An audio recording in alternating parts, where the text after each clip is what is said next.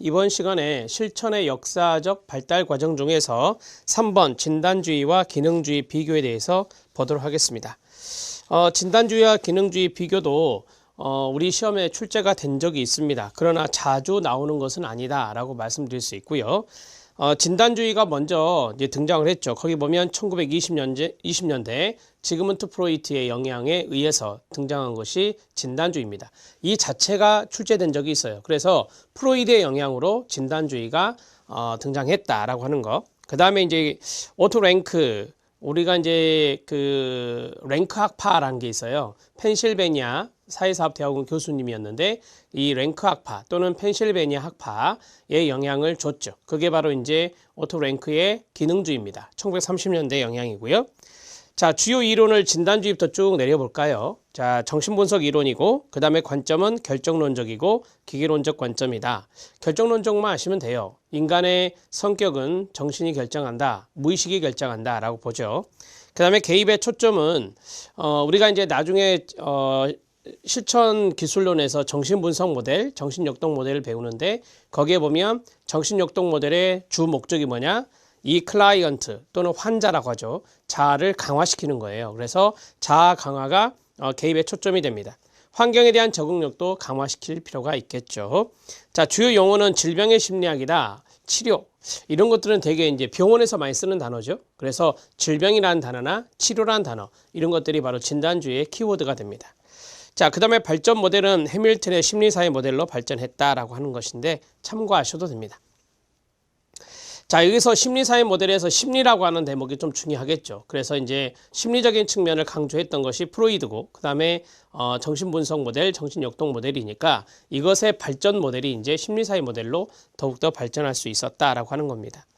자, 이제 기능주의를 볼까요? 다음 페이지 말고 기능주의를 보면 성장 이론이다. 그러니까 클라이언트의 성장을 강조하는 거예요. 클라이언트의 성장을 강조하는 성장 이론의 주요 이론적 배경이 있고요. 그 다음에 관점은 의지력이나 창의력이나 낙관적 관점이다 라고 했는데 여기에서 좀 의미 있게 들여다봐야 될 단어는 의지라는 단어, 그리고 창의라고 하는 단어가 좀 여러분들이 잘 봐야 됩니다. 그러니까 클라이언트가 자신의 자아를 창조적으로 통합하는 능력, 이런 것들까지 쭉 발전시켜 준 것, 발달시켜 주는 것을 우리가 이제 여기에서 말하는 기능주의 입장이다 이렇게 말을 해요. 그래서 창조적인 것, 창의적인 단어도 중요하지만 이 클라이언트의 의지가 중요하겠죠. 클라이언트가 예를 들어서 사회복지사나 치료자에게 의존하는 것이 아니라 클라이언트 자신의 의지에 의해서 자신의 자아를 창조적으로 통합할 수 있는 능력, 그것을 갖출 수 있도록 도와주는 게 기능주의라고 합니다. 자, 스스로 자아를 전개하도록 원조하고 시간, 장소, 원조 과정의 구조화, 이런 것들이 개입의 초점이라고 합니다. 참고하셔도 되고요. 질병의 심리학이었던 진단주의와 다르게 성장의 심리학을 강조하고 치료가 아닌 원조 이런 것들을 중요하게 생각합니다. 우리가 이제 기능주의 하면은 클라이언트 중심이라는 걸 느낄 수 있어요. 그래서 발전 모델은 칼 로저스의 클라이언트 중심 모델, 인간 중심 모델이라고 하죠. 그 모델로 발전한다라고 보시면 됩니다. 지금까지 했던 것은 워밍업이고요. 이제 정리를 보십시오. 정리해 보면 좀 이게 중요한 단어들을 제가 밑줄을 쳐놨어요. 기능주의에다가. 그래서 우리 시험은 진단주의보다 기능주의가 더 잘 나와요. 왜냐하면 사회복지 실천은 진단주의 입장이라기보다는 기능주의 입장을 많이 추구하거든요. 그래서 기능주의에 제가 밑줄을 쳐놨는데 먼저 왼쪽에 있는 진단주의를 볼까요? 진단주의를 보면 첫 번째 중요한 단어가 뭐겠어요? 무의식이겠죠? 무의식의 밑줄. 행동의 결정 요인으로 무의식을 중요시하고요. 두 번째 중요한 것은 뭐겠어요? 양가 감정이겠죠? 감정과 태도에 있어서 양가 감정, 이런 것들이 이제 그 환자, 클라이언트에게서 나타난다라고 하는 것이고요. 세 번째에서 중요한 것은 뭐겠어요? 과거 경험이에요. 과거 경험에 밑줄 쳐주세요. 현재 행동의 결정 원인으로 해서 끊어야 되겠죠? 과거 경험을 중요하게 생각한다. 네 번째는 치료의 본질로서, 치료란 말이 좀 키워드라 그랬잖아요. 치료에 동그라미 치고 전이라는 게 있습니다. 나중에 여러분들이 정신 분석 모델을 배워요. 그때 이제 전이, 저항, 해석, 그 다음에 통찰, 이런 단어를 배우게 되는데 무의식 속에 있는 것을 의식 밖으로 끄집어내는 거예요. 그게 바로 트랜스퍼런스 전입니다. 다섯 번째는 질병의 심리학 치료 강조하고요. 치료자 중심입니다. 모든 도움에서 처리돼야 될 요인으로 저항이 있다. 저항이 키워드가 됩니다. 저항에 밑줄 쳐주시면 됩니다. 이 진단주의는 나중에 여러분들 실천기술론의 제1번 모델로 나오는 정신분석 모델과 아주 일맥상통한 것들이다. 연결해서 알아두시면 더 좋습니다. 자, 그 다음에 기능주의의 키워드를 볼까요? 첫 번째 밑줄 쳐진 게 뭐죠? 의지죠. 1번도 의지, 2번도 의지가 나옵니다. 의지력이 중요한 내용이다라고 했었어요. 성격에 있어서 조직하는 힘으로 의지. 그 다음에 개인이 자신을 타인과 구별하려는 욕구의 표명으로서의 반대 의지. 그러니까 의존하는 것이 아니라 의존에서 벗어나려고 하는 그러한 의지력이 필요하다라고 하는 것을 이야기하는 거예요. 세 번째는 치료적 전개의 근원으로서 현재 감정, 현재에 동그라미 치면 됩니다. 과거를 강조했던 것은 진단주의, 현재를 강조했던 것은 기능주의입니다. 네 번째, 타인으로부터의 분리의 중요성이다라고 했어요. 이 분리라고 하는 것이 타인으로부터의 분리거든요. 따라서 다른 말로 하면 의존성을 갖지 않도록 하는 겁니다. 타인으로부터의 분리, 이런 것들을 강조하는 것은 의지력과도 연관성이 있습니다. 다섯 번째는 인간의 탁월한 창조력. 앞에서 말씀드렸잖아요. 창의, 창조, 이런 단어가 중요한 단어가 된다. 클라이언트 중심이고요. 기관의 기능을 활용한다. 자, 우리가 이제 기관은 클라이언트 입장에서는 하나의 장소가 되는 거예요. 그래서 이 장소라고 하는 단어가 앞에 있었잖아요. 개입의 초점에 보면 시간, 장소, 원조 과정을 구조화한다라고 했잖아요. 그래서 이러한 장소, 기관의 기능이 있는데 그것을 활용한다. 그래서 우리가 이걸 기능주의라고 말하는 거예요. 그 다음에 여덟 번째는 성장의 심리학이다. 원조를 강조한다. 이렇게 말씀드렸죠. 성장과 원조가 키워드가 됩니다. 이 정리 하나만으로 여러분들이 이제까지의 문제를 다 섭렵할 수가 있습니다. 그래서 정리의 별표 하나 치시면 되겠습니다. 자, 별도의 판단하지 않겠습니다. 정리가 아주 잘 되어 있기 때문에. 그래서 키워드 중심으로 공부를 하시면 된다. 질병, 치료, 치료자, 과거, 자아 강화, 뭐 이런 거 나오면 진단주의다. 당연히 프로이드고요. 그 다음에 오토 랭크, 펜실베니아 학파, 그 다음에 성장, 그 다음 원조, 그 다음에 현재, 클라이언트 중심, 그 다음에 의지, 창의력, 창조력, 이런 것들을 강조하는 것은 기능주의다. 이렇게 해서 극명하게 반대예요. 그래서 이거를 구분해 놓으시면 문제 푸는데 지장 없습니다. 자, 네 번째, 사회복지 실천의 부분 통합기가 있는데요. 펄먼의 문제 해결 모델입니다. 펄먼의 문제 해결 모델은 우리가 이제 통합 모델 중에 하나로 보거든요. 뒤에서 이제 우리가 통합 모델을 말씀드릴 거예요. 통합 모델에서 우리는 육사, 생담, 문, 통합 이렇게 외워요. 육체계 모델, 사체계 모델, 생활 모델, 단일화 모델, 문제 해결 모델 이렇게 해서 5가지가 통합 모델이다 이렇게 이야기를 하거든요. 체계 이론의 영향을 받은 통합 모델. 그래서 이게 통합적 접근에 의한 통합적 방법에 의한 통합 모델로 발전한다. 그 중에 하나가 펄먼의 문제 해결 모델이다 이거죠. 기원 및 배경을 보면 1957년 헬렌 펄먼인데요. 헬렌 펄먼이 창안하였고 진단주의나 기능주의 영향을 강하게 받은 절충주의 대표 모델이다라고 했어요. 이 절충적이라는 것이 바로 이제 위에서 말씀드렸던 부분통합이다라는 말을 쓴 거예요. 그러니까 앞에서 우리가 진단주의와 기능주의가 서로 반대의 성향이 있었잖아요. 이것이 서로 이제 대립된 상태에서 존재하다가 이것과 이것을 둘이 절충하는 거예요. 그런 모델 중에 하나가 이제 펄먼 모델이다라고 하는 거죠. 그래서 진단주의 입장에서 기능주의를 부분통합한 것이다 라고 하거든요. 이 정도는 참고하셔도 됩니다. 존 듀이의 영향으로 문제 해결 모델이 기반이 되는 2가지 개념이 도출되었다. 첫 번째 1번은 뭐죠? 반성적 사고의 과정이에요. 두 번째는 뭐죠? 주체적 존재로서의 인간이에요. 이 2가지가 바로 듀이의 2가지 개념에 2가지 내용에 의해서 이게 나온 건데 거기 보면 통합적 문제 해결 모델은 통합적 방법으로 간주된다가 나오죠. 이게 이제 시험에 출제가 됐었어요. 문제 지문에. 그래서 제가 밑줄을 쭉 그어놨거든요. 그 자리에 별표 하나만 치시면 돼요. 육사, 생담, 문, 통합 이렇게 외우시면 돼요. 자, 그 다음에 반성적 사고가 있는데 자아인식의 기능 검증과 구성을 말한다. 우리가 앞에서 자아라고 하는 이야기를 했었죠. 그 다음에 반성적 사고라고 하는 것은 되게 과거를 반성하잖아요. 그래서 과거적인 측면으로 이제 회귀해서 우리가 반성적 사고를 하는 거예요. 그래서 이거는 좀 진단주의 입장에 해당되는 것이다 라고 말할 수 있고 주체적 존재로서의 인간이다. 주체적 존재로서의 인간에서 이 인간은 누구냐? 클라이언트를 말하는 거죠. 클라이언트 스스로 하는 거예요. 클라이언트 스스로 하는 것에서 중요한 게 뭐였죠? 기능주의였어요. 기능주의에 보면 스스로 자아를 전개하도록 원조한다라고 했잖아요. 그래서 주체적 존재로서의 인간의 관점을 가져야 되는 거예요. 역동적인 사회 구조 속에서 어떤 목적을 달성하고자 하는 능동적인 행동을 의미한다. 이런 것들이 이제 능동적 행동이 바로 자율적, 스스로 하는 거잖아요. 그래서 기능주의 입장이다라고 해요. 그래서 진단주의 입장도 들어있고 기능주의 입장도 들어있다라고 하는 거죠. 여기까지는 뭐 아직까지 출제 포인트는 아니었습니다. 워밍업 차원에서 보고 2번 별표 펄먼의 포피는 시험에 잘 출제가 됐어요. 제 기억으로 3번 정도 기억되는데 이 펄먼의 포피는 외우셔야 됩니다.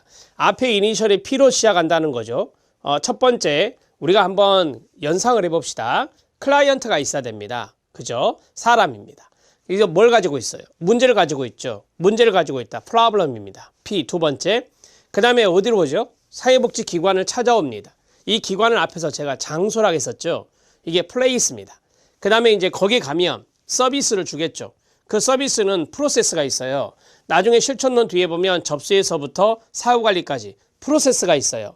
그 프로세스가 바로 과정이 되는 겁니다. 그래서 사람, 문제, 장소, 과정 이 네 가지를 펄먼의 포피다 이렇게 말을 해요.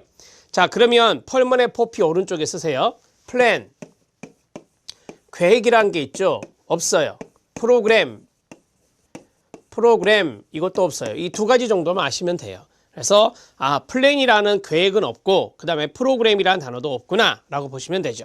사람, 진단주의 학파의 성격 이론을 적용하여 클라이언트와 그 가족을 분석하였다라고 했어요. 클라이언트와 그 가족, 사람이죠. 자, 밑줄 쫙 그어주시고요. 문제는 클라이언트의 사회적 기능에 민감하게 영향을 주고받습니다. 클라이언트 사회적 기능에 영향을 주는 게 문제 아닙니까? 자, 그 다음에 장소, 현장의 개념인 사회복지기관은 밑줄. 사회복지기관은 지역사회와 집단의 인간에 대한 복지 의지에 의해서 형성됩니다. 과정, 프로세스, 실천 과정에만 밑줄 치면 되겠죠. 클라이언트 스스로 자신의 문제에 관계하여 대처함으로써 현재뿐만 아니라 미래의 생활에도 안전성을 가지게 하는 것입니다. 이 프로세스에 의해서 클라이언트가 변화가 되기 때문에 그렇다라고 생각하시면 돼요. 세 번째, 문제해결 모델의 개입 기술이 있습니다. 거기 보면 1번의 문제해결의 주된 초점은 클라이언트 대처 능력의 강화다라고 했어요. 여기서 중요한 포인트는 뭐죠? 이거 출제 지문으로 기억하고 있거든요. 1번의 중요한 것은 클라이언트의 문제 대처 능력입니다. 대처 능력의 강화, 그 자리 밑줄 치면 되겠죠. 문제 해결 모델이잖아요. 문제 해결 모델이니까 이 문제 해결을 사회복지사가 주도적으로 개입해서 해결하는 게 아니라 클라이언트 스스로 대처할 수 있는 능력, 이런 것들을 강화시켜주는 게 더 중요한 거예요. 그 다음에 2번, 문제를 위험으로 보지 않고 도전으로 인식하도록 돕는다라고 했어요. 도전으로 인식, 그 자리 밑줄 치면 돼요. 그러니까 문제를 우리가 보통 위협적인 요인으로 많이 보잖아요. 문제가 심각하구나 이렇게 하는데 문제를 도전으로 생각하게 만드는 거예요. 세 번째, 클라이언트가 선택한 대안을 스스로 모니터링하려도 돕는다. 중요한 거 뭐겠어요? 스스로 점검이죠. 스스로 모니터링의 밑줄. 우리는 문제해결 모델에서는 기능주의 입장이 포함되어 있잖아요. 기능주의 입장이 포함되어 있기 때문에 능동적인 거, 스스로 하는 거, 그런 것들이 중요하다라고 말씀을 드렸어요. 네 번째 보겠습니다. 네 번째는 변화의 동기나 의지가 약한 클라이언트에게 끊어주시고요. 적합하지 않은 모델이다 라고 되어 있습니다. 자, 그 자리에 적합한이라고 쓰시고 X 쓰시기 바랍니다. 적합한 X라고 쓰면 돼요. 여러분들이 이제 잘 생각을 해보시면 거기에 키워드가 뭐냐면 의지거든요. 의지에 동그라미 쳐주세요. 의지가 약하다. 그러면 상당히 이 문제 해결 모델은 쉽지 않을 겁니다. 왜냐하면 1번을 보시면 클라이언트 대처 능력을 강화시킨다 그랬거든요. 스스로 할 수 있는 대처 능력이에요. 근데 클라이언트에게 동기가 없어요. 클라이언트에게 변화 동기가 없어요. 그 다음에 의지도 약해요. 그러면 이런 것들을 주요 초점으로 봤던 것이 바로 1번의 문제 해결 대처 능력의 강화였잖아요. 그런 것들이 어려워지는 것이죠. 그래서 적합하지 않은 모델이다. 이렇게 정리하시면 돼요. 제가 기억하기로 이렇게 출제된 걸로 기억하거든요. 그래서 이 3번 지문은 별표 하나 쳐놓으시고 잘 알아두시면 됩니다. 포인트는 말씀드렸습니다. 첫 번째는 클라이언트의 대처 능력 강화. 두 번째로는 위험을 도전으로 인식. 문제를. 그 다음에 세 번째는 스스로 클라이언트의 어떤 대안이 있을 거 아니에요. 클라이언트가 선택한 대안을 스스로 점검할 수 있도록 원조하는 겁니다. 네 번째로는 동기나 의지가 약한 클라이언트에게는 적합하지 않은 모델이다. 이렇게 정리하시면 되겠습니다. 자, 다섯 번째입니다. 앞에서 말씀드렸던 육사생단문 통합에 대한 내용들이 나오네요. 뒤에 이제 좀 더 구체적으로 나올 것이고요. 자, 사회복지 발전 실천의 발전기인데 60년에서 80년 확대 통합기다 이렇게 말을 해요.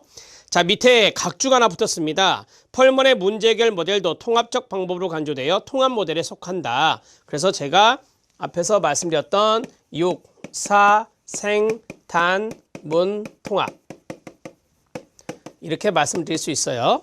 자, 거기 있는 거 보세요. 왼쪽에 6체계 모델이 있고 4체계 모델이 있고 생활 모델이 있고 단일화 모델이 있고 이것이 바로 헬렌 펄먼의 문제 해결 모델이다. 각주에도 있었죠. 자, 단일화 모델부터 보겠습니다. 그냥 워밍업 차원에서 보세요. 먼저 힌트를 드릴게요.